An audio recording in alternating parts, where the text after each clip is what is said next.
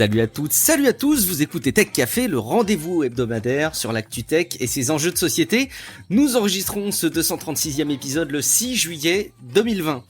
Si on dresse le bilan des choses marquantes de ces derniers mois, c'est difficile de passer à côté de ce qu'a engendré la crise sanitaire du Covid-19. On en a largement parlé dans Tech Café. Et en première ligne, les évolutions du travail. On en parle dans cette première rubrique en abordant notamment le cas des employés d'Apple.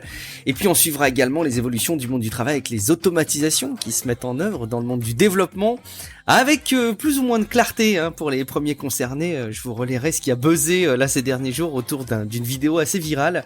Vous allez voir, c'est assez rigolo. Et puis on ne change pas la recette d'un gâteau qui est apprécié. On va continuer à parler de ransomware, de Windows 11, qui au passage tourne, bel et bien sur un smartphone, plus exactement un ancien smartphone, un Lumia.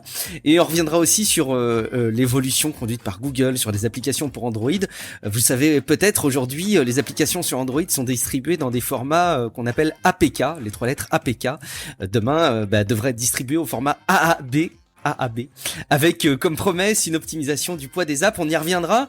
Je suis Guillaume Vendée, podcasteur technophile toujours enthousiaste, et je retrouve celui qui est à l'actu tech, ce que les introductions de Tech Café sont aux analogies.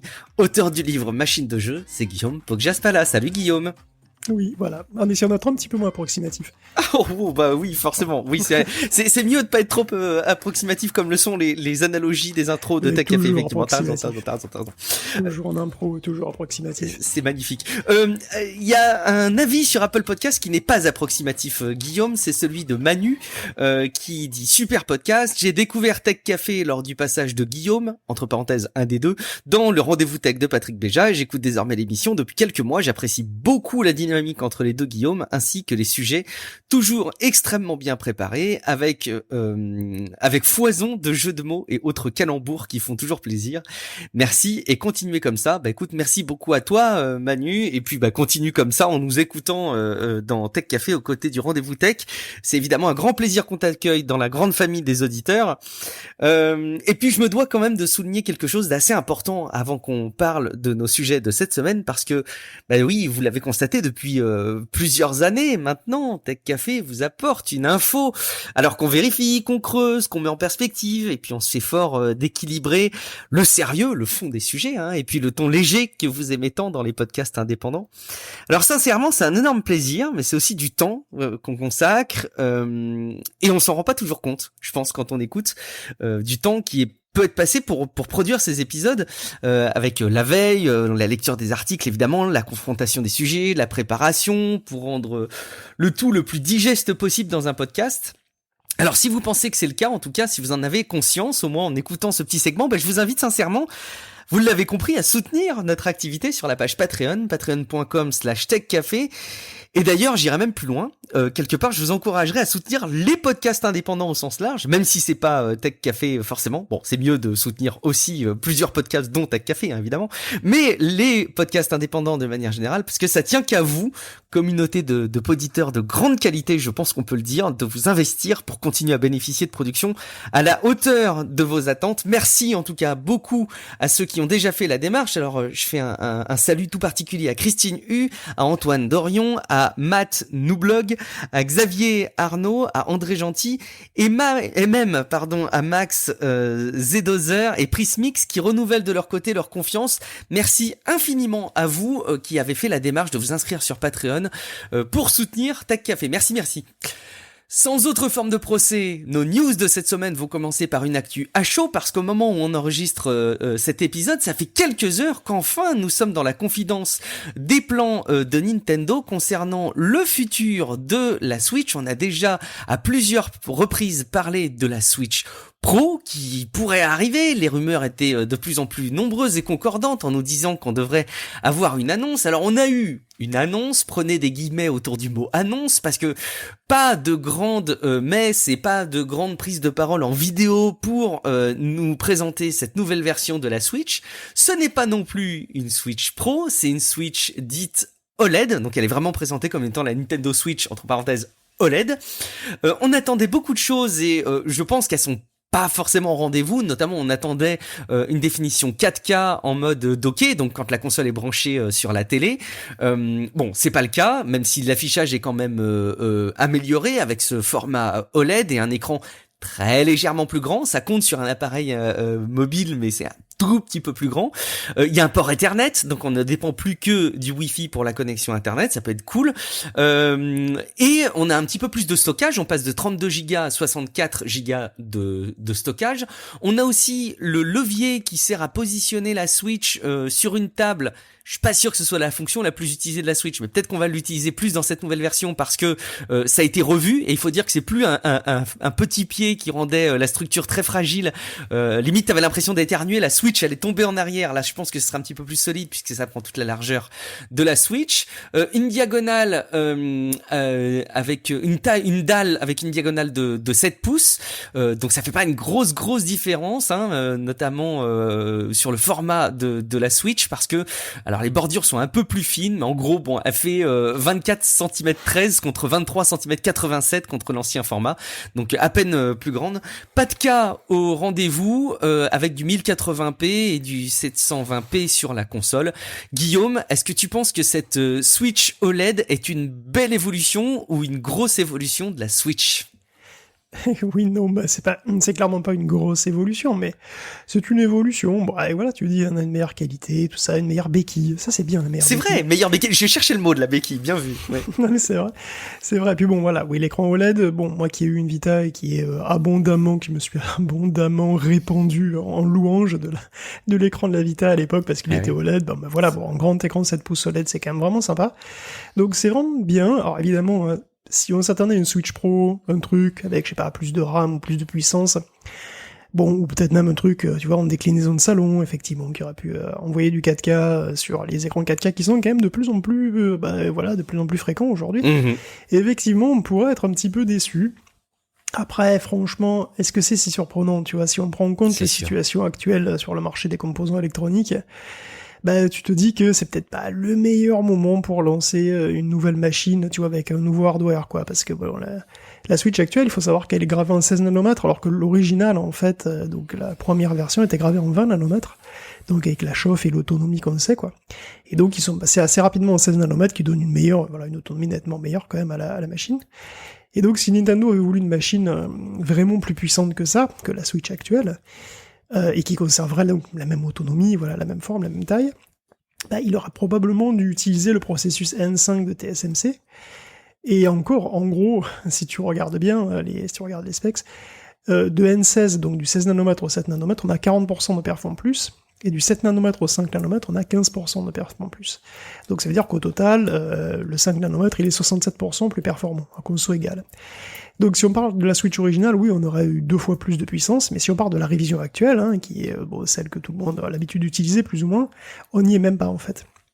Donc ça veut dire quoi ? Ça veut dire que, grosso modo, Nintendo aurait pas une machine significativement meilleure, à moins d'avoir vraiment le tout dernier node de chez TSMC.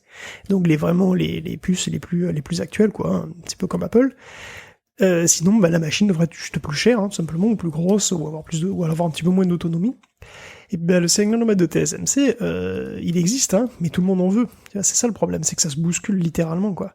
Tu as AMD, t'as Qualcomm, Apple, Mediatek, Huawei, t'as tout le monde, hein. D'ailleurs, t'as aussi un nouveau venu, t'as aussi Intel qui veut même du TSMC. Ouais. Alors, il en voudra encore plus dans le futur, mais déjà, pour ses GPU XE, il veut aussi du 5 nanomètres. Donc, voilà, et tout ça, c'est des très très gros clients. Donc, je sais pas si Nintendo passerait assez lourd, en fait, pour que TSMC lui fasse une place, ou juste assez de place. Tu vois, voilà, on a vu le lancement des PlayStation 5 et des Series X, hein, aussi, et puis des RTX 3000 aussi, des RDNA 2. Tout ça, ça montre terriblement bien, hein, qu'on n'est pas le meilleur moment du monde pour lancer une nouvelle console. Donc finalement, une Switch normale, mais avec un meilleur écran, c'est peut-être tout simplement ce que Nintendo peut raisonnablement nous offrir pour le moment, quoi. C'est un peu l'évolution du bon sens, j'ai l'impression. Quelques petits détails peut-être sur lesquels on peut appuyer pour être complet. On aurait pu, je pense, essayer d'aller un tout petit peu plus loin, effectivement, avec un upscaler un petit peu plus sophistiqué, ce genre de truc. C'est vrai, je pense. Mais bon, ça aurait demandé plus de boulot, et bon, finalement, pourquoi faire plus de boulot quand on peut te faire payer 350 balles en changeant l'écran, quoi. Oui, et surtout, j'allais dire, est-ce qu'ils en ont vraiment besoin, Nintendo, parce que pas tant que ça, ils vendent des consoles déjà aujourd'hui qui sont d'un point de vue puissance pas forcément très impressionnantes, mais avec une expérience utilisateur de jeu qui est très satisfaisante et qui fait qu'ils s'en vendent des palettes. Donc effectivement, pourquoi changer d'architecture quand tu en vends déjà beaucoup? C'est l'évolution du bon sens. Ouais, d'ailleurs, tu sais que les contraintes de la Switch, ça veut dire qu'il faut quand même qu'ils utilisent des trucs qui consomment très peu, qui soient le plus puissants possible. Donc ça les place avec les mêmes contraintes que les téléphones mobiles, quoi. Donc s'ils veulent une Switch qui soit vraiment beaucoup plus puissante que la Switch originale, ben il va falloir attendre un petit moment pour avoir de la ressource et tu vois pour que les prix soient parce que le fait qu'il y ait beaucoup de clients sur le 5 nanomètres, à mon avis, ça veut dire que le prix est encore assez élevé, quoi. Donc je sais pas, ça risque de durer un petit moment encore avant qu'on ait une Switch 2. Ouais, tout à fait. Pour terminer un peu la synthèse, il y a un nouveau dock, des nouveaux coloris. Il faut noter quand même que les Joy-Con sont compatibles avec les anciens. J'allais dire encore heureux, mais on aurait pu aussi ne pas être surpris si on nous avait fait racheter des Joy-Con. De toute façon, les anciens marchent plus, donc faut en racheter. Il y a la béquille dont on parlait tout à l'heure qui est réglable avec plusieurs niveaux d'inclinaison. Donc ça aussi, c'est un peu plus cool. On l'utilisera peut-être un petit peu plus facilement dans plein de situations. Donc c'est une puce Tegra custom, mais dont on n'a pas encore évidemment les détails, si je dis pas de bêtises, Guillaume, sur le format détaillé. Et puis une date de dispo prévue le 8 octobre avec un prix, si je dis pas de bêtises, qui a un prix qui se rapproche des consoles next-gen, PlayStation 5 et Xbox, puisqu'on peut miser, alors même si on n'a pas un tarif officiel, sur un tarif aux alentours de 399 €, 400 €, quoi. Moi, j'arrive à me demander s'il n'y a pas non plus dans cette volonté, Guillaume, de proposer cette nouvelle Switch, qui a forcément des arguments en plus, hein, l'écran OLED avec une meilleure restitution des noirs, etc.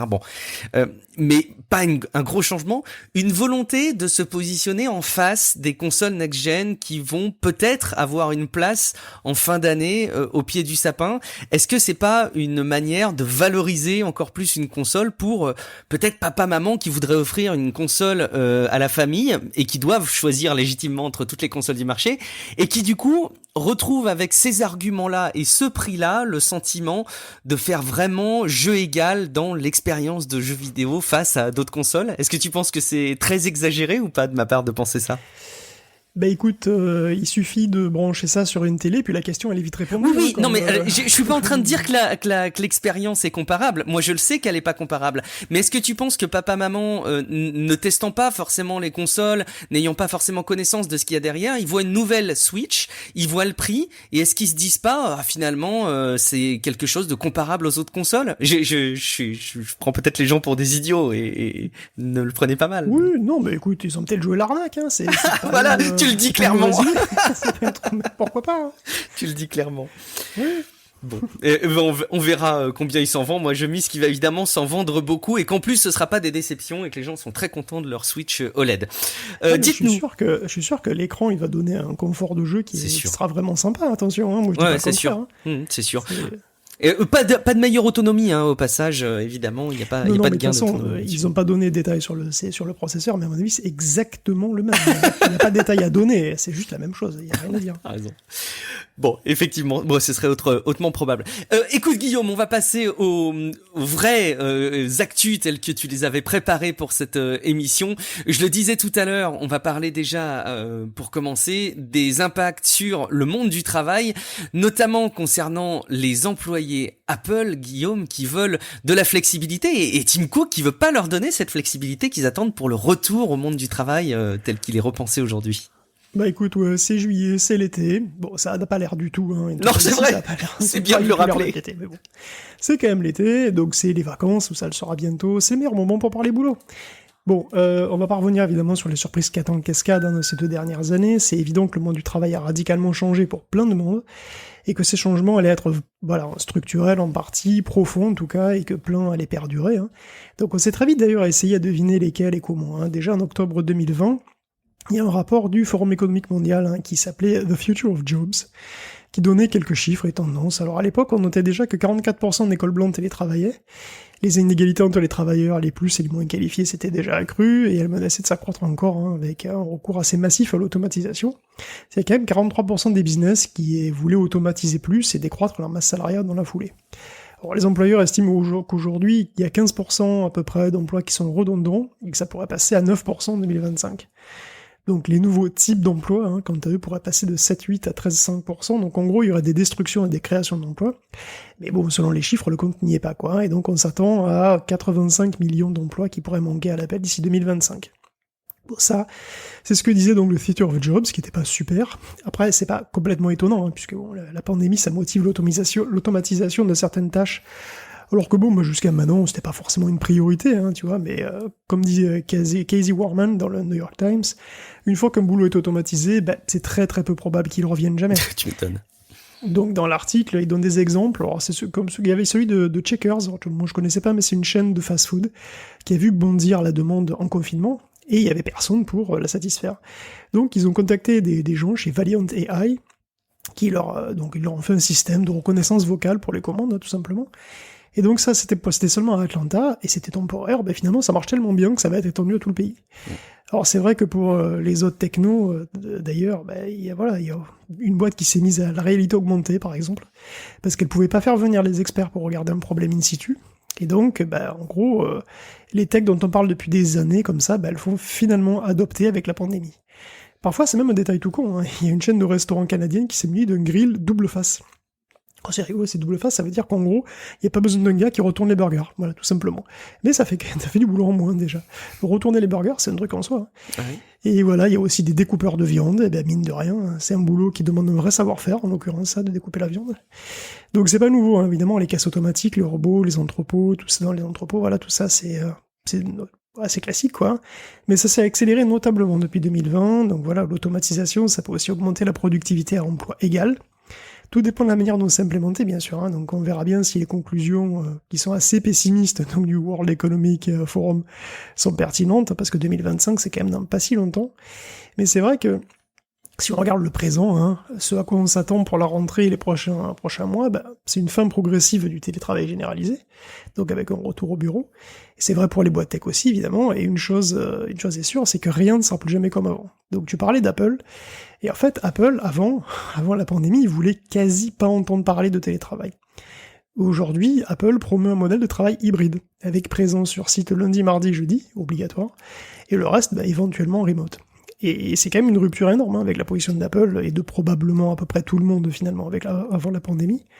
Et pourtant, il semble que ce soit pas encore assez, parce qu'il y a un nombre significatif de gens chez Apple qui ne veulent plus revenir en présentiel et rester en télétravail indéfiniment. Alors, c'est dur à dire combien, parce que si on prend les 1749 personnes qui ont répondu au questionnaire Slack, c'est 90%. 90% qui indiquent que la flexibilité est importante. Il y a plus d'un tiers même qui disait qu'il pourrait être amené à démissionner s'il devait revenir en full présentiel. Donc, on peut pas vraiment dire si ces 1749 personnes sont représentatives des quand même 147 000 employés Apple. Mais c'est une tendance qui est apparemment générale. En mars dernier, Amazon a eu des réactions d'employés qui étaient très similaires, alors que Microsoft avait une position plus souple. Et lui, il avait évalué que 73% de ses employés voulaient de la flexibilité. Donc certains employeurs affirment que 7 nouvelles recrues sur 10 maintenant mentionnent le télétravail comme étant quelque chose d'important, voire une priorité. Il y a même qui insistent pour l'être à 100%, quoi. Alors c'est TalentMind spécifiquement, qui est un recruteur de Seattle, qui a affirmé ça, dans Bloomberg. Alors, c'est à tel point d'ailleurs qu'Anthony Klotz, pour NBC News, voyait venir le temps de ce qu'il appelait une grande démission. Voilà, comme la Grande Dépression, il y a la Grande Démission. Donc déjà, il y a ceux qui étaient borderline, et qui pour une raison ou une autre, avant les confinements, voulaient ou songeaient à partir, et qui n'ont pas pu le faire bien pendant le confinement, mais qui vont passer à l'action, à la réouverture. Et en fait, ça, c'est à peu près 6 millions de gens, si on regarde le différentiel donc du manque de démissions, en gros, qu'on n'a pas eu en 2020 par rapport au 2019. Et là, il y a déjà eu 4 millions de démissions, donc c'est quand même assez énorme, en fait, dans une petite fenêtre temporelle. Et puis il y a eu les confinements et le télétravail, Alors, le télétravail, en gros, soit ça s'est mal passé, à base de burn-out, voilà. Soit il s'est bien passé, à tel point qu'on veut plus revenir à la vie d'avant, ou parfois il a juste donné le temps de réfléchir à des priorités, à ses priorités. de se former à autre chose, parfois. Et dans tous les cas, il y a quand même un risque accru de démission. Et alors, NBC avance le chiffre assez hallucinant de 95% de gens qui s'engageraient à changer de boulot, et même carrément de secteur économique. Bon, après, ça dépend comment était posée la question, et quand tu songes à changer de boulot, ça peut être assez large. Bizarre. Ouais. Mais bon, voilà. Alors, il y a un petit boom de l'emploi quand même, qui est dû au rebond économique post-pandémie, même si c'est très prématuré de parler de période post-pandémie.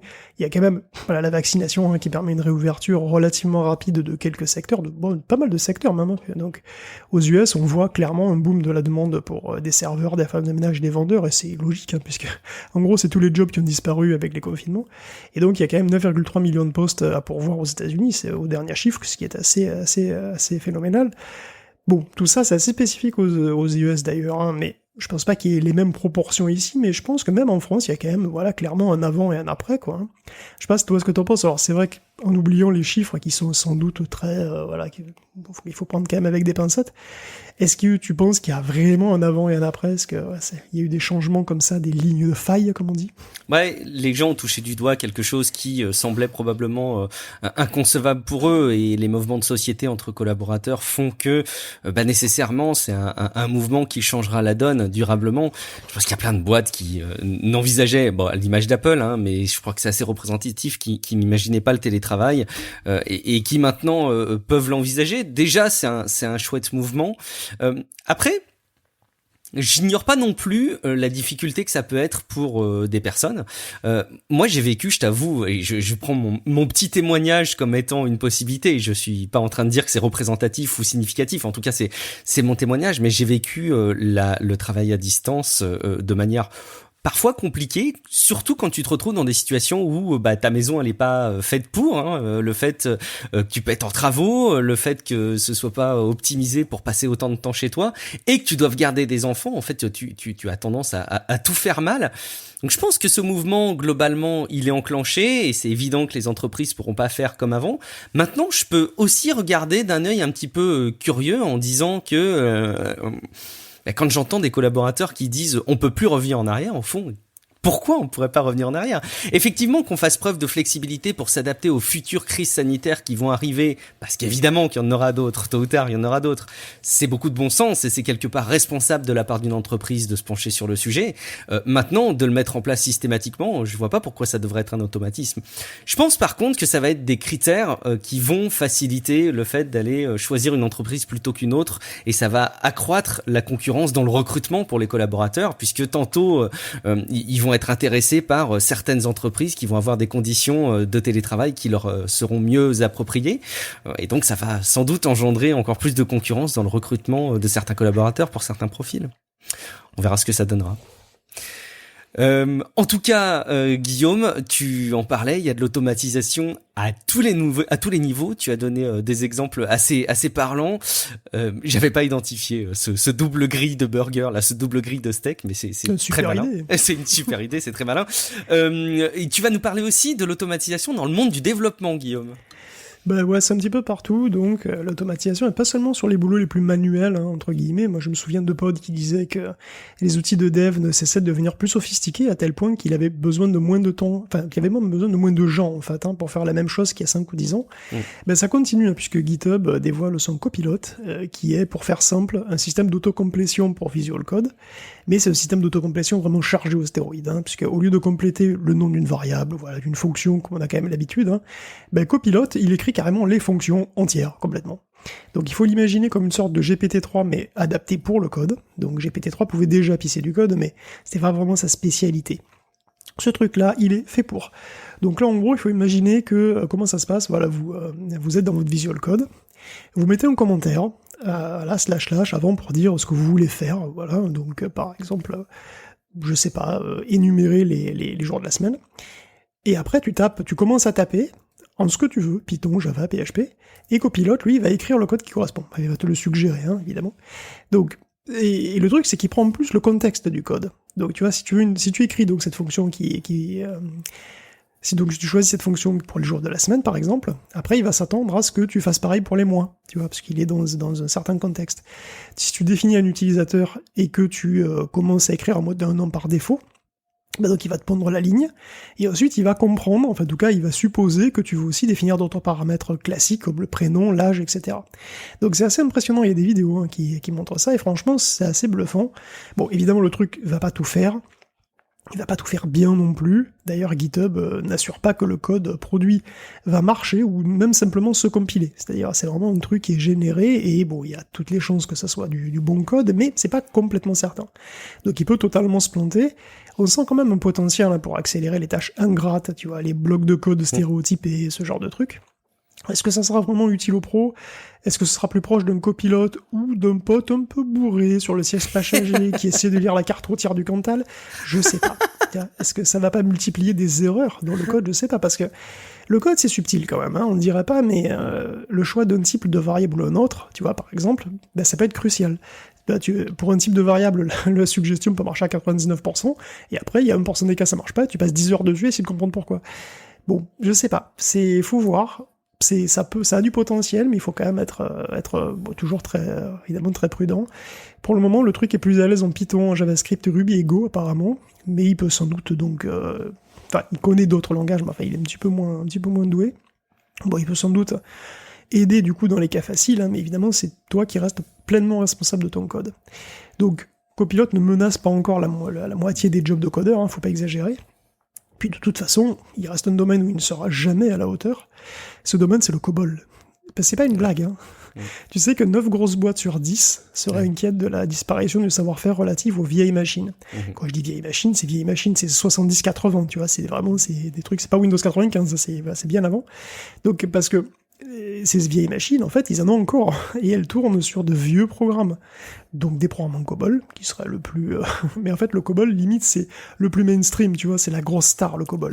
Parce qu'en fait, il y a encore d'autres trucs. Est-ce que tu connais CAGEN, PL1, Natural, Ceatelon? Ben voilà, en tout cas, si c'était le cas, tu auras un boulot à vie, tu vois, tu auras carrément une carrière assurée, quoi, parce que c'est clair que ces vieux machins, parfois, sont même carrément programmés en assembleur, d'ailleurs. Mais même se former sur ces langages-là doit pas être si évident que ça, j'imagine. Non, puisque les facs, ça fait très longtemps qu'elles n'enseignent plus le PL1, ni même le COBOL d'ailleurs. C'est un peu le latin de notre français, quoi. Ça commence à devenir des langues mortes de l'informatique. C'est un vrai sujet. C'est vrai. Non, mais alors, COBOL, pas encore tout à fait, mais il y a de moins en moins de gens qui le parlent. C'est un petit peu comme le Navarro, quoi, ce genre de truc. Et puis, bon, voilà, effectivement, encore que le latin, il y a beaucoup de gens qui le parlent pour une langue morte, je trouve. C'est vrai, t'as raison. Mais voilà, donc t'imagines que les vieux machins sont programmés en assembleur et que le dernier mec a maîtrisé le langage de la machine, d'une machine qu'on a arrêté de fabriquer à 35 ans minimum, le mec, il fait son pot de départ. Là, c'est un gros stress, tu vois. Bon, je suis sûr qu'il y a des tutos YouTube sur COBOL, donc ça vaut peut-être le coup d'y jeter un coup d'œil et on parlait de changement de carrière, c'est peut-être une idée. Si vous avez du temps cet été, formez-vous au COBOL, ça va être un petit peu l'accroche de cet épisode. Tu parlais de Copilot, Guillaume, je sais pas si tu as vu les prises de parole qu'il y a pu y avoir sur AWS Infinidash. Est-ce que tu connais Infinidash? Non, je connais juste le Dash Button sur lequel je me suis déjà bien exprimé. Oui, à quel point tu faisais des louanges. Alors, écoute, figure-toi que AWS, donc Amazon Web Services Infinidash, c'est tout simplement un produit qui n'existe pas, qui aurait pu être annoncé un 1er avril, mais il est bien annoncé là, ce début juillet. En fait, ça part d'une blague, justement, de la part d'un développeur, qui d'ailleurs, il voulait souligner le fait que pour lui, l'annonce de GitHub avec son service Copilot, lui considère que c'est un petit peu une boîte noire, et que, en gros, on sait pas grand-chose, et qu'elle est disponible pour un nombre restreint de personnes, dont des influenceurs, qui font les fameuses vidéos que tu mentionnais tout à l'heure, et pas pour des développeurs qui, si ça se trouve, n'en entendront jamais parler si c'est au travers de publications en ligne. Et donc il a lancé l'idée de justement dire il suffirait qu'on annonce un truc comme ça qui est imbitable, qui est une espèce de vaste blague, un vaste poisson d'avril. Et en fait, ça a vachement bien pris et ça a été pas mal relayé. Donc je pense que cette annonce de GitHub Copilot, comme beaucoup d'autres choses dans le monde du développement, c'est assez symptomatique de ce qui peut se passer. Je suis pas développeur moi-même, hein, mais j'ai l'impression qu'il y a beaucoup de choses qui sont annoncées, qui vont très très vite, et peut-être qu'il n'y a pas beaucoup de prise de recul et beaucoup de mise à disposition pour les développeurs. Parfois, ça me donne l'impression que le monde du développement est noyé sous des annonces à la hauteur de ce qu'on peut avoir nous dans le domaine de l'intelligence artificielle. Tu vois, beaucoup de choses qui soit fonctionnent pas, soit fonctionnent, mais c'est pas exactement ce qu'on en comprend, et parfois sont pas forcément mises entre les mains des développeurs pour qu'ils se les approprient, mais plutôt annoncées au travers de coups d'annonce qui ressemblent plus à de la com qu'à de la vraie mise à disposition de ressources technologiques. Donc voilà, je trouvais ça assez intéressant, et ne vous faites pas avoir si vous avez des tweets que vous voyez passer qui vous disent que ça tourne avec AWS Infinidash. Vous comprendrez qu'évidemment c'est pas un vrai service, mais que c'est quelque chose de très foireux. Très bien. Ça tourne très bien, bien sûr. Guillaume, on a un petit souci sur les disques durs Western Digital MyBook qu'on a loué dans Relife il y a de ça quelques années, mais on a déjà commencé à dire qu'il y avait quelques problèmes, il fallait plus les connecter à Internet de peur de perdre nos données, et je crois que ça ne s'améliore pas de semaine en semaine. Ouais, on n'a pas trop eu le temps de le traiter la semaine dernière, mais c'est vrai que ça a commencé la semaine dernière, effectivement. Que ce soit pour le travail ou pas, c'est vrai que vous avez peut-être un NAS, hein. Moi-même j'ai un NAS, c'est un disque dur réseau, tout simplement. Et donc Western Digital fait les MyBook, que vous suivez peut-être, vous suivez peut-être fébrilement cette actualité qui finalement, de rebondissement en rebondissement, est devenue une espèce de saga, la saga des NAS. Les données de beaucoup d'utilisateurs, tout simplement, se sont évaporées du jour au lendemain, et ça fait très très très très très peur. C'est une sorte de film d'horreur, faut le dire. Je veux dire, tu te réveilles, tes 4 terres où tes données sont envolées, c'est un film d'horreur. Bon, alors qu'est-ce qui s'est passé? Leur NAS était accessible de l'extérieur, donc c'est-à-dire d'Internet, et des hackers ont forcé une remise à zéro à distance. Alors comment ils ont fait? Bon, Western Digital a dit qu'ils avaient utilisé une faille qui a été découverte en 2018 et qui affectait certains modèles. Depuis, comme on peut le lire sur Ars Technica, il semble qu'il n'y ait peut-être pas eu besoin de ça, puisqu'il y a eu pour une raison mystérieuse, dans donc dans le système du NAS, il y a un script PHP qui permettait de faire une remise à zéro sans même donner le mot de passe. Alors, ce qui est le plus bizarre, c'est que les lignes de code qui permettent de faire la modification, elles étaient présentes, mais elles ont toutes été inexplicablement mises en commentaire. Bon, ça sent l'oubli, on a oublié le truc dans un coin. C'est un oubli, le problème c'est que les conséquences sont très fâcheuses. Même si c'est pas encore clair quelle méthode finalement les hackers ont utilisé, peut-être l'une et l'autre. En tout cas, la raison pour laquelle ils ont attaqué, elle est pas claire non plus. C'est ça qui est fou, c'est qu'on sait pas réellement ce qui s'est passé. Pourquoi effacer comme ça, tu vois, sans raison apparente, des disques durs de gens anonymes au hasard comme ça, du sadisme pur. Bon, parce qu'on peut. Il existe. J'ai l'impression que sur Internet, la nature a horreur du vide, et quand on peut faire quelque chose, il est fait, tu vois. Oui, je sais, il existe des personnes diaboliques, des gens qui ont Satan dans leur cœur, mais enfin quand même, c'est bizarre, parce que Satan, c'est bien, mais le pognon, c'est mieux. Bon, il y a une théorie qui voudrait en fait que ces NAS étaient visés comme botnet, donc ils auraient pu devenir en botnet potentiel, comme ça. Une vulnérabilité aurait pu les transformer en machines zombies, et ces machines zombies, elles sont monnayables, tu vois, leurs services peuvent être monnayés. Bon. Une possibilité, c'est tout simplement une fausse manip. Le mec s'est moqué, bon, donc il a finalement tout remis à zéro. Et une autre, c'est qu'un groupe qui visait le même groupe de machines, peut-être s'est fait griller la politesse, et finalement, ils se sont dit, bah écoute, je vais faire terre brûlée, ils ont tout effacé dessus en représailles. Bon, c'est peut-être un règlement de compte, en fait, dont les pauvres utilisateurs se retrouvent au milieu. Bon, dans tous les cas, évidemment, il faut virer l'accès Internet, je veux dire, de votre NAS si jamais vous en avez un. Western Digital va mettre à disposition un logiciel de récupération des données, parce que bon, tout a été éliminé, mais c'est pas non plus un truc trop profond, donc il y a peut-être des choses à récupérer. Donc espérons que ça aide les malheureux qui ont perdu plusieurs téraoctets de données, donc ça veut dire des mois, des années peut-être de travail ou de souvenirs. Et les pauvres, c'est vrai quand même. Et j'aimerais bien que tu nous parles un tout petit peu plus en détail des NAS sous deux angles. Déjà, tu nous dis que t'es équipé d'un NAS. Alors, comme t'as commencé à te mettre à nu dans le dernier épisode et que tu nous as donné la config de ton PC, je veux bien que tu nous dises quel NAS tu utilises. Et puis derrière, tu nous dis aussi couper l'accès Internet. Alors, je voudrais être sûr de comprendre ta préconisation. Est-ce que tu préconises que aucun des NAS qu'on peut installer à domicile ne soit relié à Internet? Oui, mon NAS, il est dans mon réseau interne, à la maison. Donc ouais. C'est une Lassie Cloudbox, tout simplement, si vous voulez savoir. Donc c'est un NAS que j'ai depuis un petit moment déjà, ça fait bail. Et donc c'est un truc Ethernet que je branche à ma box et donc je peux l'utiliser à l'intérieur. Mais il n'est pas accessible par Internet, c'est accessible de l'extérieur. Si vous rendez une machine accessible de l'extérieur, fatalement elle est beaucoup plus exposée, puisque voilà, vous devez dire à votre box, ok, fais un trou dans le firewall, et donc Alors, ce que vous voulez, hein, FTP, web, bon, ça dépend ça dépend des trucs, mais en tous les cas, sur un port, disons, spécifié, vous laissez passer le trafic. Et donc, fatalement, il est possible que quelqu'un scanne des IP, se dise, ah tiens, il y a un port ouvert, tiens, je vais aller fureter, je vais aller voir s'il y a un problème, s'il y a une vulnérabilité, etc. Donc, évidemment, si vous avez quelque chose sur Internet, il est susceptible de se faire taper dessus par des voyous. Donc, normalement, ça pose pas de problème si le truc est bien sécurisé, mais effectivement, oui, il y a toujours un risque, hein. Les gens qui utilisaient les Western Digital, ils ont passé des années à le faire sans aucun problème, et puis voilà, une vulnérabilité apparaît, voilà.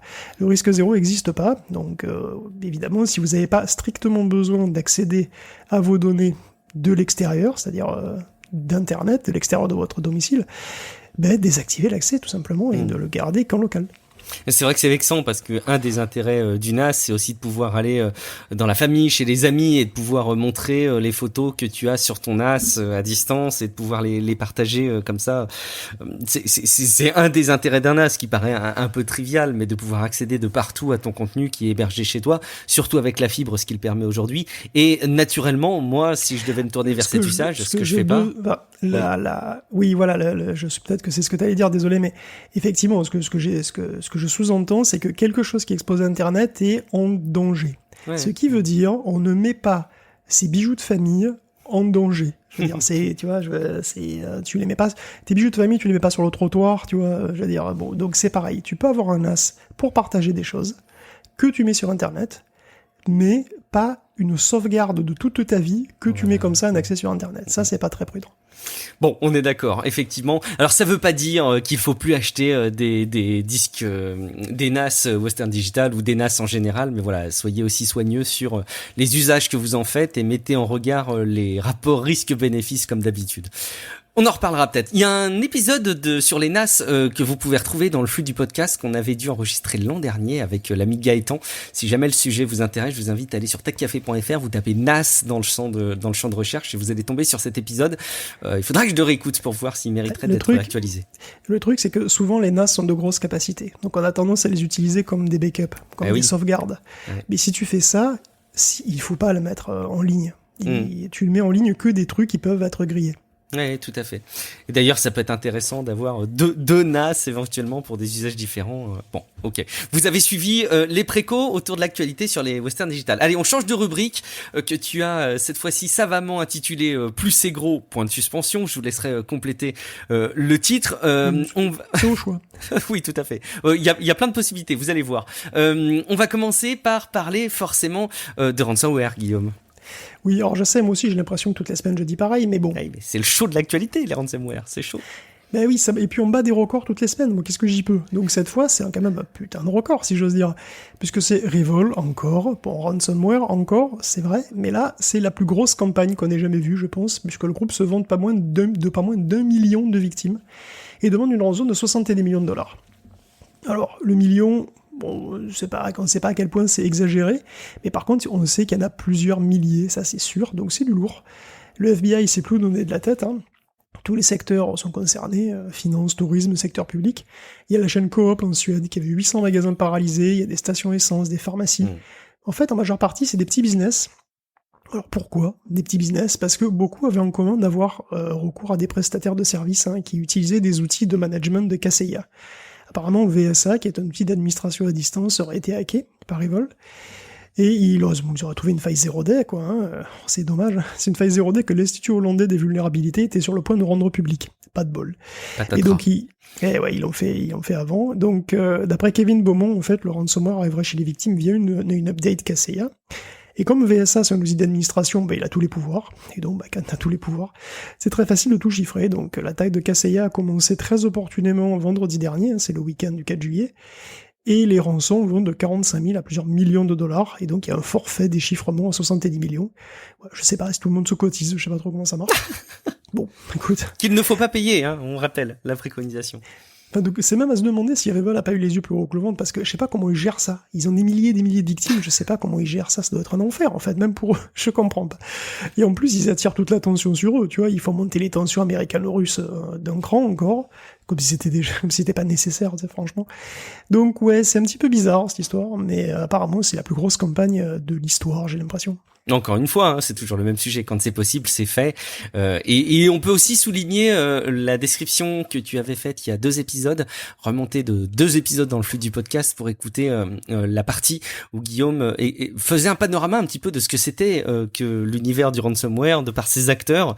Et voilà, ne vous imaginez pas que c'est 3 mecs à capuche qui font une attaque, mais c'est évidemment toute une logistique bien plus compliquée. Et j'imagine qu'effectivement, quand ces logistiques sont bien mises en œuvre, que les victimes peuvent être très très nombreuses.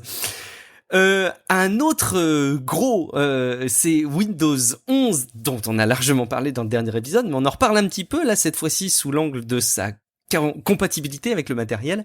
Et en l'occurrence, on peut l'installer assez facilement partout, Guillaume. Alors comment ça se fait qu'on peut l'installer partout alors qu'on a dit justement que Microsoft était très exigeant pour installer Windows 11? Oh, parce qu'il nous prend pour des cons. Non, je sais pas. Oh, dis donc.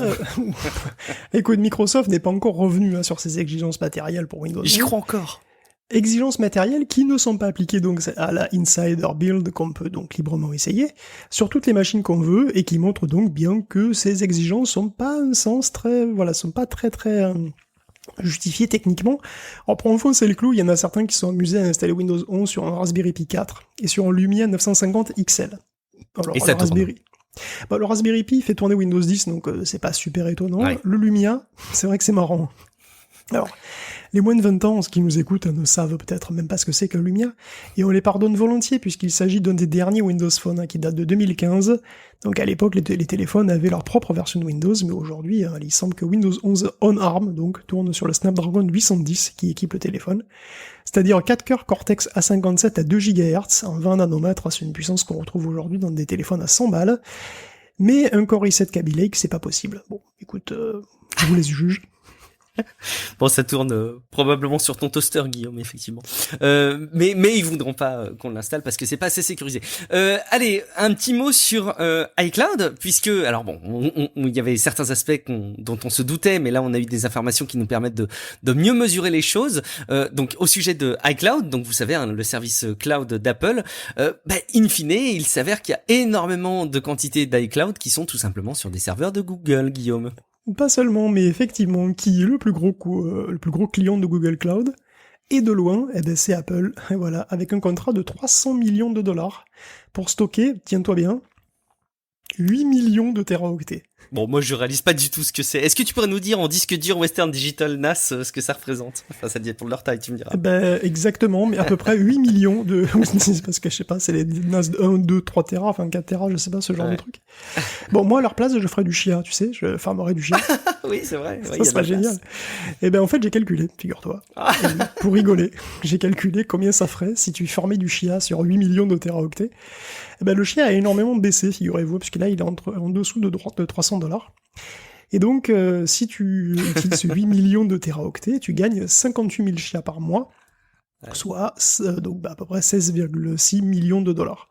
Donc sur un an, même pas 200 millions, c'est ça, même pas 200 millions sur un an, donc ça couvre pas les frais. Bon, je suppose qu'il y a d'autres services que le stockage dans les 300 millions pour Google, hein. Mais donc oui, voilà, c'est... Donc ne minez pas du chia, enfin ne farmez pas du chia sur 8 millions de téraoctets. Hein. Ça faisait pas très rentable. Si vous êtes Apple, voilà, vous avez d'autres trucs à faire avec. Et donc iCloud, c'est Google Cloud derrière, mais en plus, alors il faut savoir que Apple a vu son besoin de stockage augmenter de 50%, et donc il a besoin d'aide en fait, de beaucoup d'aide. Alors parce qu'il a ses propres serveurs, mais il fait aussi appel à Google, mais aussi à AWS. Donc il est vraiment mort de faim en fait pour une croissance absolument incroyable de ses ressources. C'est très impressionnant. Quelque part, c'est rassurant de savoir que même Apple ne met pas tous ses œufs dans le même panier concernant le stockage, et quelque part peut répartir aussi. De toute façon, ils ont pas le choix, comme tu le dis, donc ils le font forcément. Mais c'est pas très Apple effectivement de confier autant de volume ailleurs, même si on sait qu'il y a des gros contrats entre ces entreprises. On pourrait reparler de Google Maps en son temps, mais c'est pas les seuls évidemment. Juste pour apporter la pédagogie ultime sur ce sujet, n'allez pas en déduire que Google peut lire les données qui sont stockées sur iCloud. Hein. Évidemment, les données sont chiffré, et quand on héberge un contenu, c'est pas pour autant qu'on peut le lire. Mais bon. Alors, je le disais en intro, Guillaume, on va peut-être assister dans peu de temps à une révolution, celle des applications sur Android qui sont pour l'instant distribuées au format, encore une fois, APK. Et Google nous a présenté un nouveau format qui s'appelle l'Android App Bundle, soigneusement raccourci en AAB, forcément le point AAB. Et la promesse, a priori, Guillaume, si j'ai bien suivi, ce serait de réduire le poids des applications qui sont distribuées sur Android. J'ai bon ? Oui.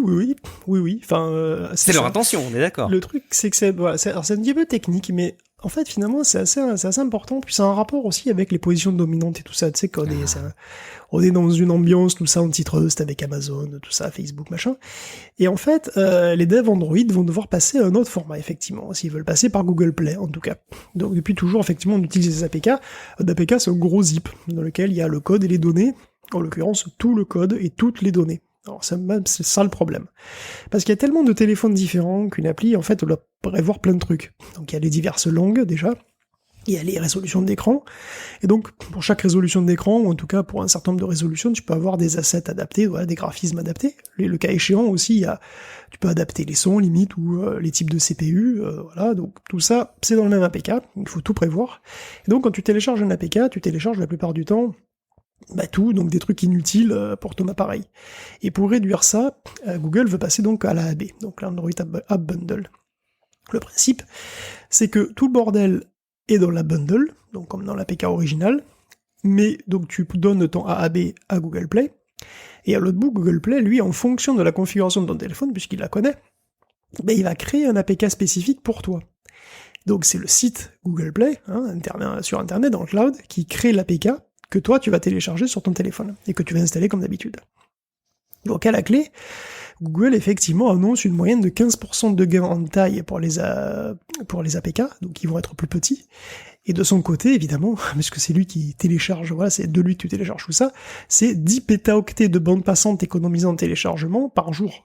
C'est pas neutre. Écoute, pour lui, non. Nous, on s'en fout, mais lui, par contre, ça veut dire c'est quand même beaucoup. Donc tout le monde y gagne, oui, mais le diable est dans les détails, parce que, en fait, une appli, un APK, ça doit être signé. Bon, c'est logique, seul le dev peut avoir la signature d'une appli, et donc le pouvoir de modifier l'appli, pour la mettre à jour, par exemple. Bon, ce serait catastrophique que n'importe qui puisse modifier n'importe quel APK, quoi, tu vois. Et jusqu'à présent, c'est exactement comme ça que ça se passait, le dev était le seul à avoir la signature de l'APK, sauf que là, c'est pas le dev qui donne les APK, c'est Google Play qui donne les APK. Le dev, lui, donne un AAB. Donc c'est Google Play qui, avec la bundle, crée les APK qui sont adaptés, donc Google Play doit avoir les signatures des apps. Donc les devs doivent donner à Google les signatures de leurs applications. Alors dans le meilleur des mondes, ça se poserait pas de problème, évidemment. Mais imaginons que le serveur Google soit hacké, et que les signatures soient récupérées. Les hackers auraient le même pouvoir que les devs légitimes sur les applis en question. Et bon, Google acquiert du coup aussi le pouvoir de modifier les apps sans que les devs ne le sachent. Bon, il le fera pas, normalement, mais bon, c'est quand même un gros changement. Donc Google met en place des mesures, comme la possibilité de vérifier les hashes pour être sûr que personne ne passe au milieu. Bon, Google est très pressé de mettre ça en place, ça remonte à 2018 en fait, cette annonce. Je pense que les pétaoctets d'économie de bande passante les motivent bien, c'est sûr.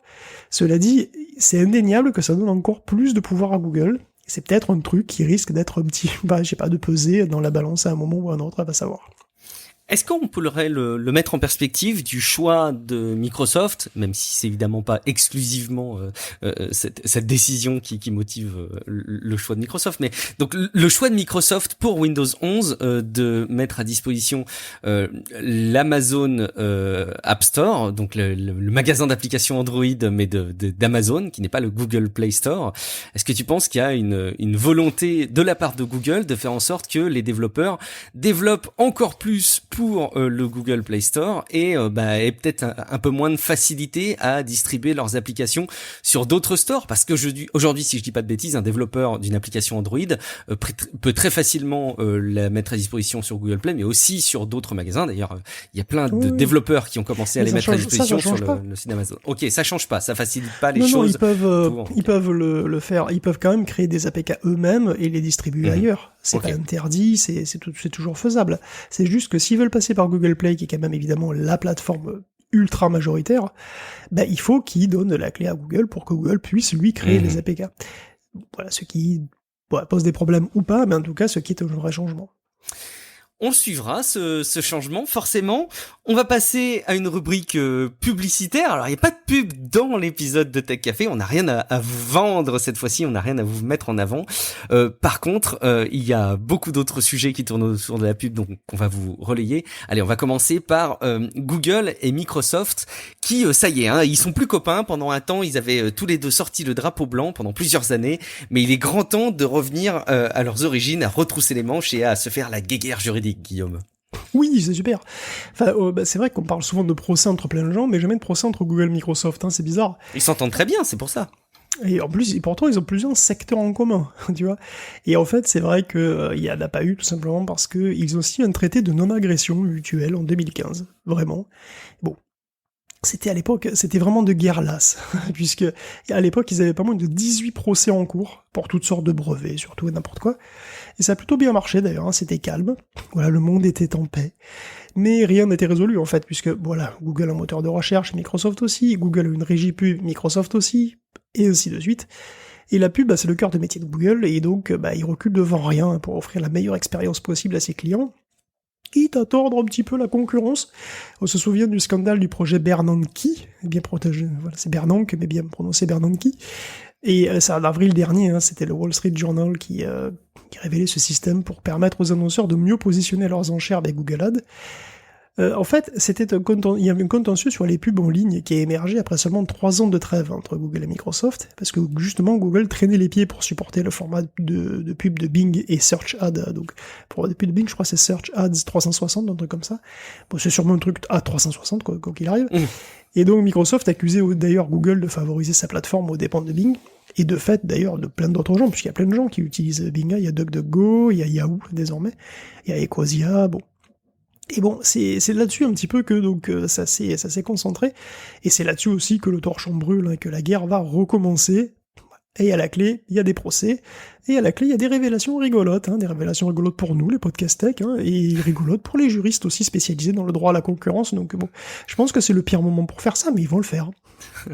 Ça me paraît être tellement évident que ces deux gros mastodontes vont se mettre sur la gueule, surtout si on sait qu'ils acceptent de se faire la guerre mutuellement, parce que c'est deux gros morceaux qui sont en compétition effectivement sur plein de domaines, et je pense même que ce sont deux acteurs qui sont en concurrence sur des domaines d'entreprise. Tu vois, je pense d'un côté aux suites bureautiques d'un certain aspect, mais c'est pas aujourd'hui un gros enjeu, mais évidemment le cloud. Bon, il y a beaucoup de choses qui vont se passer, et comme tu le dis, ça va nous donner des chouettes popcorn pour les prochains épisodes de Tech Café. Est-ce que on n'aurait pas des évolutions à relayer? Alors on parle de Google avec la Google TV, mais sur la Shield. Est-ce que t'as une Shield toi, Guillaume? Non, c'est vrai. Pourtant, c'est une machine qui est très sexy. Je dois l'avouer. Mais bon. La pub, oui, on parle de pub, c'est vrai. La pub, est-ce que c'est pas un truc bien ambivalent, la pub, quand même, pour nous tous, oui. Là, hein, c'est la colonne vertébrale d'Internet, en vrai. Parce que c'est surtout pour le contenu gratuit, je dirais. Et pourtant, c'est vrai qu'on l'aime pas trop, faut bien avouer. Et ça me fait penser à un sondage que j'avais vu en 2020 qui m'avait vraiment beaucoup étonné. Je l'ai retrouvé pour avoir les chiffres précis. Donc c'était un sondage Apigno pour The Trade Desk, donc ça a été largement relayé un petit peu partout à l'époque. Et donc ça interrogeait les Français sur comment était financé Internet à leur avis. Bon, voilà. Donc on part simple, 66% n'en ont aucune idée. Voilà. J'aime quand on pose une bonne base de départ. Voilà, comme ça c'est bon. Alors 48% ne réalisent pas que la pub est une source de revenus majeure pour les éditeurs. Et il y en a que 16% qui se rendent compte que sans pub, la plupart des sites seraient payants, tout simplement. Et il y a même des réponses qui sont presque mignonnes, puisqu'il y en a 13% qui pensent que ce sont les FAI qui payent le contenu. Il y a 11% qui pensent que Google et Facebook sont littéralement des œuvres de charité, qui rendent leurs services gratuits par pure bonté d'âme. Et qu'on les remercie d'ailleurs. Et qu'on les remercie, il faut les remercier évidemment. Et il y a 4% qui pensent que c'est les taxes. Voilà, les impôts qui financent, on nous prend, c'est... Bon, je sais pas lesquels, mais en tout cas, voilà, c'est les taxes. Donc, la redevance. La redevance, oui, je suis con évidemment. La redevance. Donc écoute, pourtant, c'est cohérent, c'est 43% des gens ne seraient pas prêts à payer pour aller sur un site web, 32% ne seraient pas prêts à mettre plus de 5 € pour se passer de pub, je présume sur tout internet, hein, je sais pas trop, et 38% admettent utiliser un adblocker quand même, donc ça fait vraiment beaucoup. Pourtant, c'est pas un paradoxe près, les Français, hein, toujours comme d'habitude, ils seraient quand même ravis de financer une partie de leurs courses, de leur transport en commun, voire de Netflix par de la pub. Bon. Ah bon, après, honnêtement, j'ai l'air comme ça de charrier, mais en fait, je trouve ça assez compréhensible, parce que moi-même, je suis peut-être même un des pires, parce que j'ai commencé à utiliser Internet à un moment où c'était vraiment gratuit. J'ai commencé, bon, pas si tôt que ça, mais enfin, dans les années 90, quoi, mi-90, et bon, voilà, mi-90, début 2000, j'utilisais Internet déjà, et c'était un truc à l'époque, dans les années 90, qui était largement institutionnel et financé par le capital risque. Tu te souviens, c'était les business angels qui versaient des valises de billets entières quotidiennement dans le secteur, hein, les eBay, les Yahoo, les Napster, les Google même. Ils ont commencé, il n'y avait aucun business model. Donc à l'époque, voilà, il y avait effectivement pratiquement pas de pub. Mais cette époque, elle était tout sauf durable. Et de fait d'ailleurs, la bulle Internet, comme on l'appelait, elle a explosé en 2001, puis il a bien fallu trouver des moyens de gagner de l'argent, sans changer les habitudes de conso de la base des utilisateurs qui étaient créés. Parce que moi, j'avais mes habitudes déjà, clairement. Hein. Et je dois avouer que dans les années 80, même dans les années, début des années 2000, je me posais pas la question. Je savais pas tout ça. J'avais pas conscience de tout ça. J'avais pas conscience que les business angels finançaient mon eBay de l'époque. C'était pas un truc qui me venait à l'esprit, tu vois. Et c'est vrai que moi, effectivement, j'ai pris l'habitude d'un internet gratuit, et donc, voilà, pour ça, me paraissait normal. Le pli était pris. Mais bon, il fallait bien quand même trouver un business model, et c'est comme ça que petit à petit, on est devenu le produit. Parce qu'il en fallait bien un de produit, tout simplement. Il fallait quelque chose à vendre pour faire tourner les serveurs. Alors, ça veut pas dire que la pub doit être la réponse à tout, c'est vrai. Je pense que c'est juste la réponse la plus facile, en fait, tout simplement. Mais bon, personne n'a envie d'être enseveli donc sous les pubs en permanence, surtout là où il n'y en avait pas avant, quoi. Et bon, pour revenir aux news qui nous intéressent, comme évidemment sur Nvidia Shield ou ou dans les jeux PC. Parce que la Shield, comme tout le monde, la Shield, comme tout le monde, en fait, plus ou moins passe d'Android TV à Google TV. Donc c'est un changement d'interface, de philosophie aussi, mais bon. Et donc ça veut dire passer à des pubs, parce qu'apparemment il y a des pubs sur Google TV, donc sur la nouvelle version d'Android TV, Google TV machin. Ah, il y en a beaucoup, je crois. Hein. Enfin, j'ai pas testé moi-même, hein, mais de ce que j'ai vu des retours, il y en a vraiment beaucoup, ouais.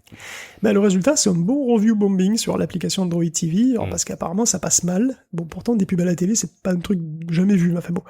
Effectivement, ça passe mal parce que oui, la Shield TV, c'est quand même un truc premium, quoi, et donc quand tu passes à Google TV, t'as des pubs partout, forcément, ça la faire mal. Ça la fout mal, et bon, ce qui pourrait passer encore plus mal, j'ai l'impression, ou alors complètement crème, finalement, je sais même pas, mais en tout cas, ce qui va faire réagir, c'est les pubs dans les jeux PC. Parce que désormais, il y a une API pour ça. Et oui, c'est celle de Simulmedia, qui a mis au point une plateforme pour intégrer facilement des pubs dans les jeux PC, ou les jeux consoles d'ailleurs aussi. Alors le but, c'est simple, hein, c'est de faire sur PC comme on fait sur Android, tout simplement, depuis très longtemps. Tu joues, voilà, et puis de temps en temps, paf, on te montre une pub. Le cas échéant, si tu la regardes jusqu'au bout, on te donne une récompense in-game. On te propose des pubs, en fait, pour te donner des récompenses. Donc voilà, il semblerait qu'ils aient évalué que les joueurs accepteraient de regarder jusqu'à 10 publicités par jour s'il y a récompense à la clé. Comme quoi, les récompenses, hein. Bon, enfin, en tout cas, Electronic Arts est à fond dedans. Évidemment, qui s'en étonnera. Je veux dire, je vois... il y a aussi les devs de Smite, d'ailleurs, qui sont à fond dedans. Pour le moment, c'est les seuls que je connais, mais bon. Je vois bien Activision Blizzard adopter ce genre de truc aussi. Hein. Tu les vois briller dans le noir, les petits yeux de Bobby Kotick. Parce que bon, 150 millions de dollars, c'est qu'un début. Bon, clairement, c'est un moyen facile de rentabiliser encore un peu plus les free-to-play. Donc voilà, on fait payer les joueurs qui payent pas. Bon, je pense pas que ces pubs concernent le jeu premium dans un premier temps, hein, évidemment, parce que 80 balles le jeu, si en plus t'as des pubs, je crois qu'il va y avoir des crises. Et d'ailleurs, les utilisateurs de Shield se disent c'est une machine premium, donc ça montre bien que la tolérance envers ce genre de truc a quand même ses limites. Cela dit, pour les free-to-play PC console, ça risque de suivre le chemin d'Android très très prochainement. Bon, après... Oui, juste pour finir, il faut aussi voir le bon côté des choses. Tu sais, ça peut aussi servir à rapporter un peu de fric aux petits studios.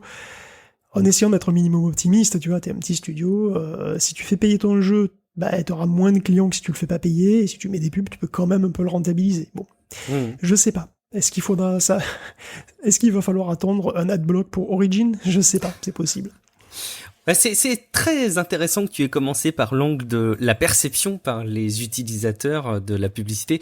Juste un mot pour Electronic Arts qui a démenti de leur côté, hein, je sais pas si tu l'avais vu, mais ils disent suite à des rapports incorrects suggérant que nous cherchons à introduire des publicités dans le style télévisé de nos jeux, nous voulions clarifier la situation et indiquer que la publicité dans les jeux sur console n'est pas quelque chose que nous examinons actuellement, ni que nous avons signé via des accords pour les mettre en œuvre. Donc bon, ils démentent, mais on imagine bien que s'il y a un mouvement global, ce sera parmi les premiers. Ils ont démenti. Hein, donc PC. Oui, allez, effectivement, tu as raison.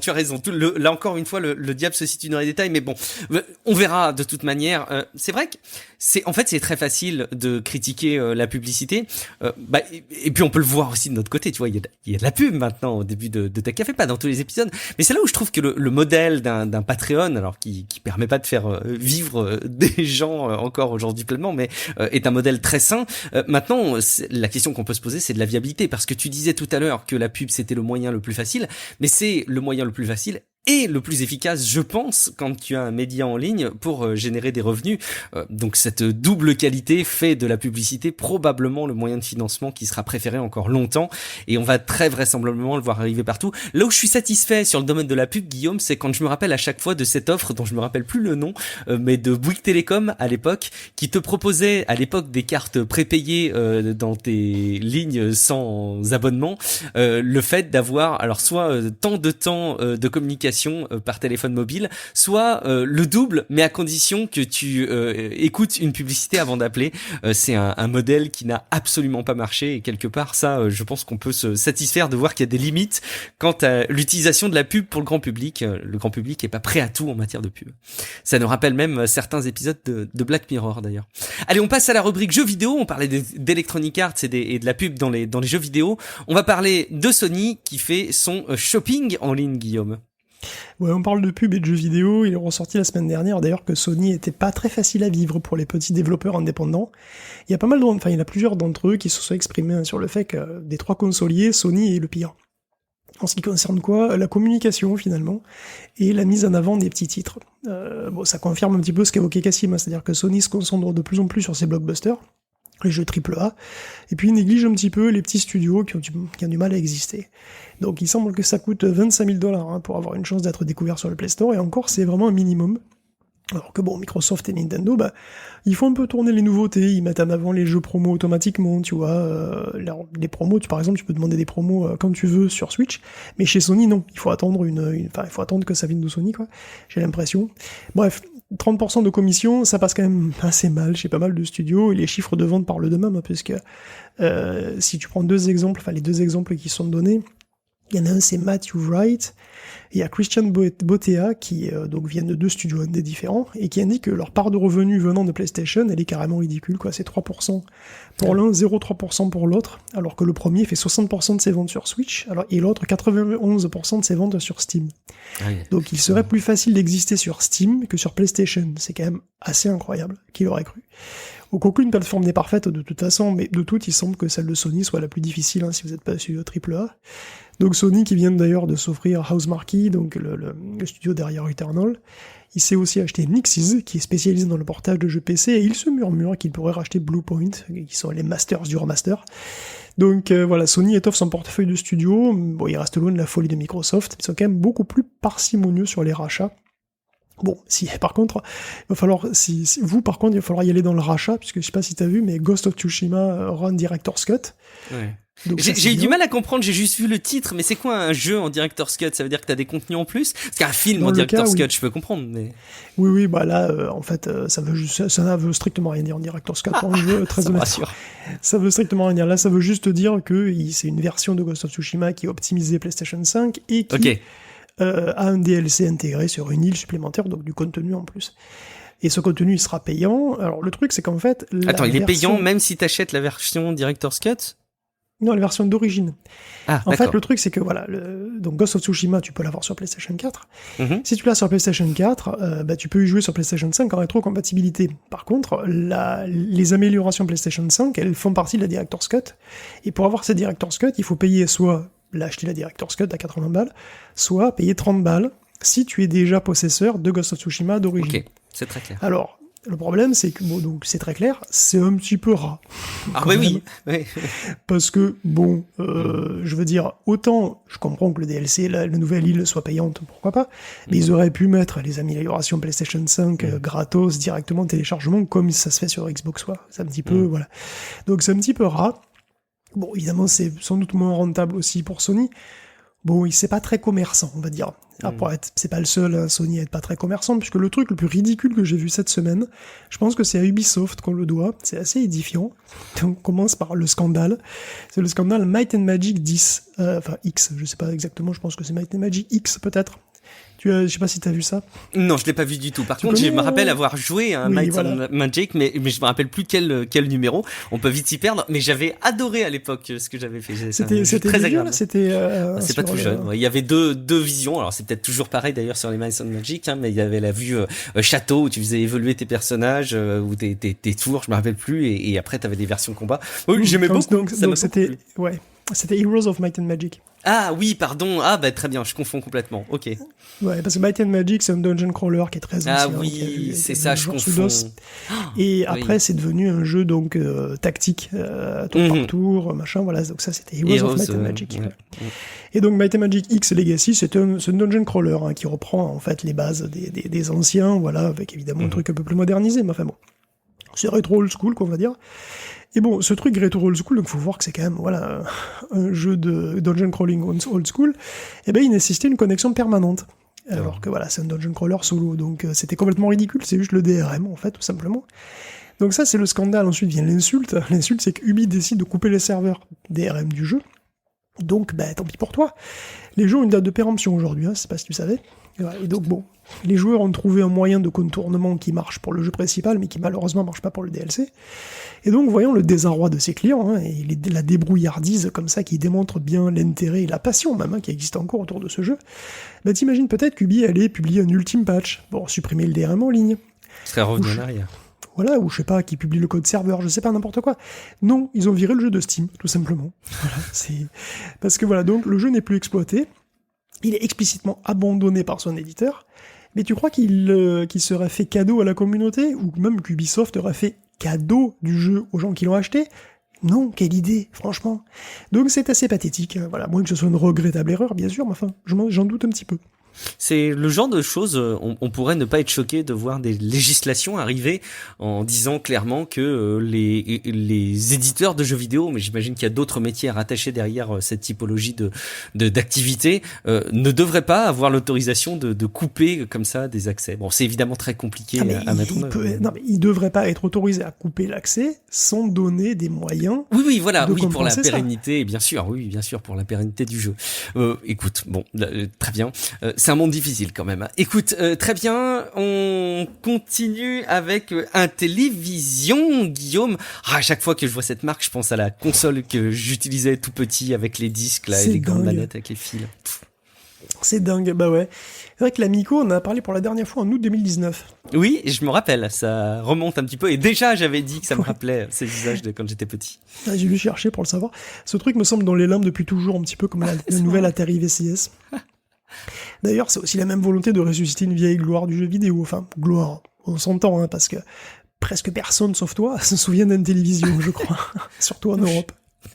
Non, c'est vrai que l'Intellivision, elle a eu un petit succès aux États-Unis, c'est vrai, puisque c'était l'époque glorieuse pré-crack de 83.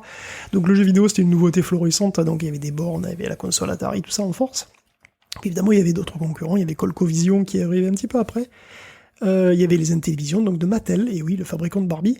Donc ce truc a eu son moment de gloire de 79 à 84, hein, bien que voilà, c'était un truc qui était légèrement plus puissant que la VCS, elle a jamais vraiment éclipsé la console d'Atari.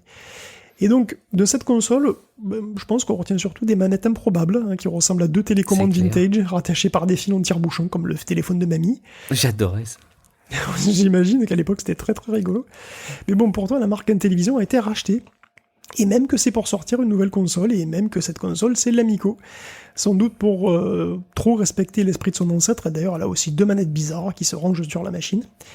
Et comme son nom l'indique plutôt bien, l'Amico, c'est pas un truc pour faire du Battlefield hardcore en ray tracing 4K, ni du Doom Eternal à 240 Hz, hein, c'est plutôt des petits jeux entre amis, voilà.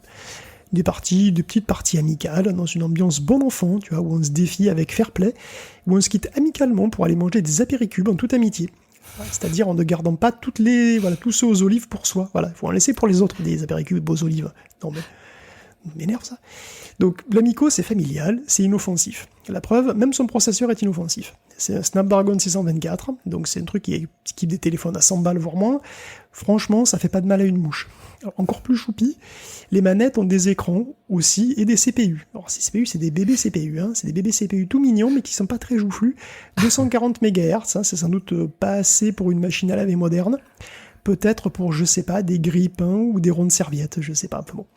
L'Amico, c'est donc une console sympa, voilà, qui veut vous faire jouer à des jeux flash entre amis, sur une machine qui reprend le principe du double écran, qui a permis le succès tonitruant de la Wii U. Bon, tout ça, ce serait fort alléchant si l'Amico allait au bout de son propos en ayant aussi un prix d'amis. Mais à 250 balles, ça va pas être possible. Parce que 250 balles, c'est 2,5 fois le prix d'une Wii U d'occasion, si on va par là. Et surtout, c'est le prix d'une Switch neuve, c'est sans doute plus qu'une Xbox One X d'occasion. Bon, c'est donc en toute amitié que je vais devoir dire non et rentrer chez moi manger des apéricubes. Je maudis ma mère qui, dans le cadre de son déménagement, a dû jeter la console Intellivision qu'on avait depuis petit. Je pense. Il faut d'ailleurs, ça me fait penser, il faut absolument que j'envoie des messages. Mais ouais. C'est vintage maintenant. Je me rappelle qu'on avait 3 jeux. On avait Donjons et Dragons avec des passages où à l'époque je sursautais de peur quand tu entendais le dragon qui ronflait et ça faisait. Et là, j'étais petit, j'étais complètement flippé, et puis le dragon allait très très très vite, et il y avait... C'est impressionnant comme tu refais bien le bruitage de la télévision. Mais ça m'a énormément marqué.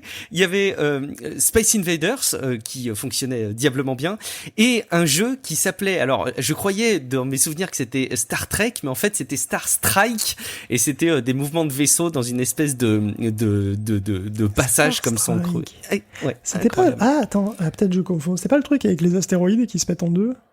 Je me rappelle plus des astéroïdes. Je vais essayer de creuser. Et d'ailleurs, ça me donne envie de faire de l'émulation d'Intellivision là en chaud là. Bon, mais je vais plutôt appeler ma maman pour savoir si elle aurait pas remis la main sur l'Intellivision. Ça va être compliqué de lui décrire ce que c'est, mais je vais tenter ma chance. Merci beaucoup Guillaume pour la préparation de cette émission qui clôt un petit peu le rythme habituel de Tech Café puisqu'on rentre là dans un rythme plus estival. Donc rien n'est garanti sur l'arrivée des futurs épisodes. On va forcément reprendre la parole dans Tech Café, mais en tout cas ce qui est sûr c'est que Guillaume et moi partons un petit peu en vacances. Donc il y a fort à parier que vous n'aurez probablement pas les épisodes habituels tout de suite là maintenant. On se tiendra évidemment au courant de la sortie des futurs épisodes. Je me permets malgré tout de vous dire que en attendant, vous avez probablement plein de choses à écouter cet été. C'est le moment parfait pour reprendre à zéro un autre podcast qu'on a lancé il y a à peu près 1 an maintenant, qui s'appelle Paraculte, où on parle de choses qui nous ont plu tout simplement, donc avec un angle pop culture, et un épisode va arriver là c'est incessamment sous peu au moment où on enregistre cet épisode de Tech Café, un épisode avec Xavier du podcast des livres dont vous êtes le héros. Alors l'épisode est complet, il a été bien monté par Guillaume, il est juste chez moi, il faut que j'appuie sur le bouton pour le mettre à disposition, donc vous voyez que ça va arriver dans très peu de temps, mais je me suis rendu compte aussi sur le serveur Discord de Tech Café, dont le lien figure dans les notes de l'émission, que certains découvrent juste Paraculte et qu'ils en ont entendu parler à plusieurs reprises en fin d'épisode de Tech Café, mais qui sont jamais allés s'abonner. Alors écoutez, là, je vous laisse quelques secondes pour aller vous abonner, et puis il y a des petits témoignages là aussi sur le Discord, le serveur Discord,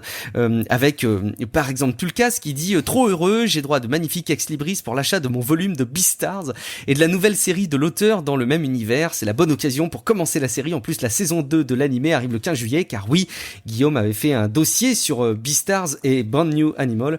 Évidemment, la saison 2 qui arrive le 15 juillet, c'est du tout bon sur Netflix, donc allez écouter l'épisode de Paraculte pour savoir si vous devriez vous jeter là-dessus. Tulkas disait d'ailleurs que pour lui, c'était la meilleure série d'animation de Netflix et un des meilleurs mangas, et Dieu sait qu'il en a lu des mangas a priori, donc il faut aller écouter Paraculte pour en savoir plus. Et puis, je vous invite, si vous en avez pas encore assez, si vous ne connaissez pas, à aller aussi vous abonner à Relife, où vous pouvez même le faire découvrir à vos proches pendant cet été, pour des proches qui voudraient découvrir le podcast. Il s'agit d'une émission sur l'amélioration du quotidien, le développement personnel, le life hacking, qu'on fait avec Matt, mon ami québécois, et je pense que ça peut vous plaire si vous ne connaissez pas, ou que ça pourrait plaire à votre entourage.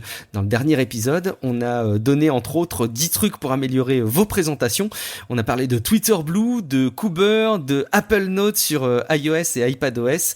À mon avis, il y a beaucoup de choses que vous pourriez aller découvrir. Et puis, ultime recommandation, je vous invite aussi à aller écouter l'épisode 400 de Niptech. Nos confrères suisses de Niptech, donc un podcast sur la tech et les startups, sur l'innovation au sens large. J'ai fait un petit segment en l'honneur de leur 400e épisode. Bravo à eux, 400 épisodes, c'est pas rien, on les félicite et on espère qu'il y aura encore 400 autres épisodes de Niptech. Guillaume, il est grand temps que tu nous rappelles où est-ce qu'on peut te retrouver sur Internet. Là, on va me retrouver probablement sous le soleil, c'est-à-dire pas chez moi. Tu vas donc devoir bouger un petit peu. C'est marrant parce que moi en Picardie, en Picardie j'ai beaucoup de pluie et donc moi je vis en Bretagne par contre là en vacances Guillaume, mais j'ai regardé la météo, elle est bien meilleure qu'en Picardie. Donc tu vois, tout est relatif dans cette histoire. Moi vous me retrouvez sur guillaumevendée.fr et peut-être dans les cartons de chez ma maman qui a déménagé pour essayer de retrouver fébrilement l'Intellivision. Et je referai le dragon. J'en ai encore des frissons. Allez, à très bientôt dans un prochain épisode de Tech Café. Ciao à toutes et à tous. Ciao à tous.